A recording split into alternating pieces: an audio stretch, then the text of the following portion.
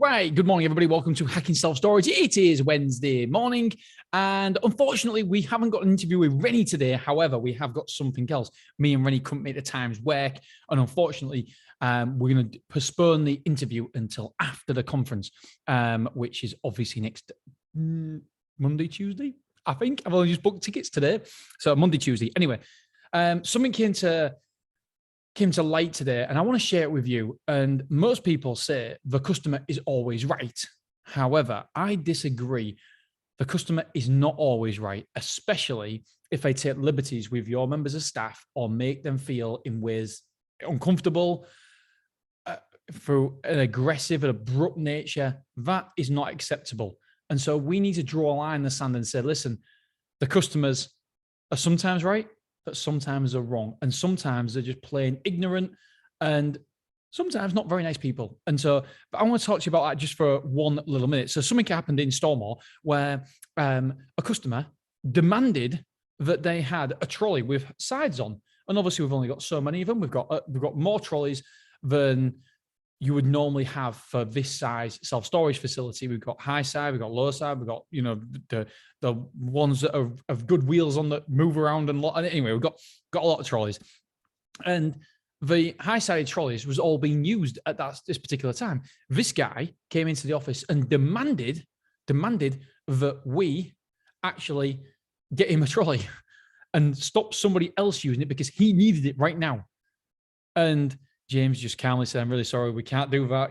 Somebody's using it, somebody else needs it.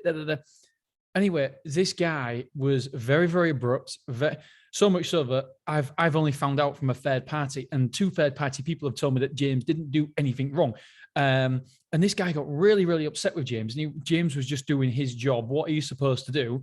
And just politely told this gentleman that unfortunately our customers need the trolleys as well. The current people who are using them need the trolleys. That's why they're using them. So we can't just say, excuse me, this guy needs the trolleys, so will you please get off? No one customer is more important than another customer, obviously. Anyway, so he wasn't very happy. And I don't know what happened next, but he's come in again today and demanded a private one-to-one word. Apparently, he is going to be having a solicitor's letter drafted up and sent direct to me in a complaint because he's not happy the way he was spoken to. And obviously, I'm going to stand by James. He's absolutely ridiculous. Fundamentally, you was wrong. It doesn't matter. You cannot demand a trolley. You cannot demand that we seize the use of the trolleys when you come in. And so we can't do that. And so, yes, we always want to be respectful to customers under every single circumstance. We want to be respectful. That goes without saying. However, I just want to get across that the customer is not always right. There is circumstances when the customer, unfortunately, has to be told no. I've read a book saying that no is not the way or something like that. We should never say no to a customer. But in these sort of circumstances, you might not say no, but the whole method, the what you use, it iterates a point no. And we've got to be respectful, but stand up for what is right as well. We can't be afraid to tell a customer to not give a customer their demand. If their demands are, it's incredibly difficult to meet his demands. So we've got to say no. And it's okay to say no. So the customer is not always right. We've got to remember that. And I'm one of these people. I've done a speech in Vegas regarding customer care and how important it is for the customer, about going the extra mile and making sure the customers are walking, talking billboards.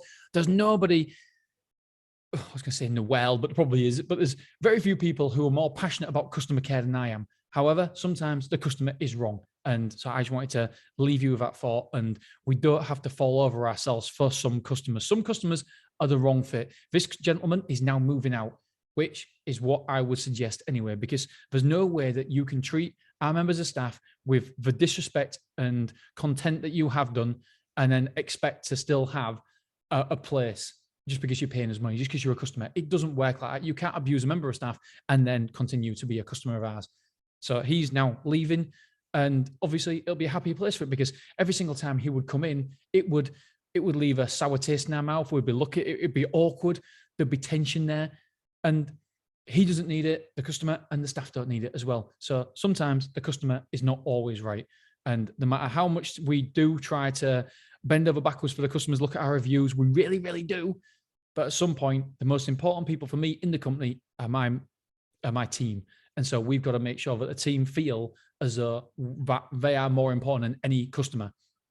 Hence the reason why he's now leaving. Apparently he was leaving anyway, but we wouldn't accept that behavior. So yeah, it was a quick message for you guys, just to let you know that the customer is not always right.